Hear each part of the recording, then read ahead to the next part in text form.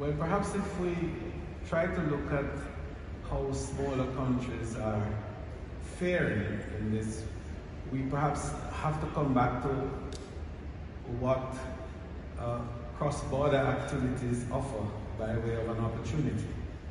And tourism represents itself as the most critical of the economic activities today that enables cross-border activity, and it brings wealth. As we know, the greatest agent for the transfer of wealth from the rich to the poor is tourism. Because as a plane flies, it brings wealth and is converted immediately. And as a cruise ship comes into the port, a similar thing happens.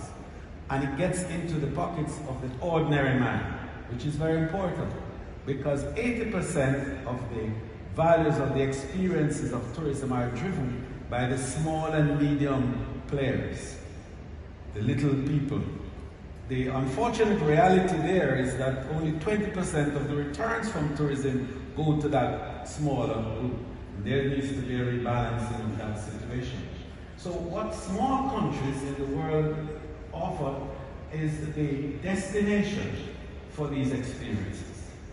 And the pent-up demand that COVID has provided is driving movement from the larger countries into these smaller destinations where the conversion can take place of the wealth movement. So small countries like Jamaica and the Maldives and other countries that are highly tourism dependent find that this is the moment when we can help to reset and rebalance that situation. The good news is that the traffic has been moving in our area. And in our case in Jamaica, we have had a recovery of some 70% of the 2019 figures, primarily because of our proximity to the richest market in the world, the United States, and the fact that cross-border activities in a lot of cases have been influenced by closures and attitude towards management of the COVID virus in different places. So we have managed to find an infection level in Jamaica that's low. We've established a resilient corridor which provides a safety bubble, so to speak, for visitors to enjoy their tourism. And as a result of that, we're getting the flow of traffic.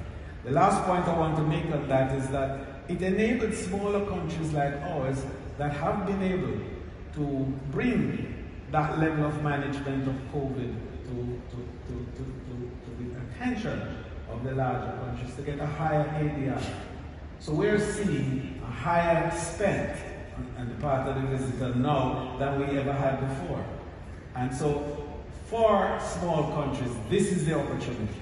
We have to do it better, and we have to manage ourselves in a stronger and more desirable way.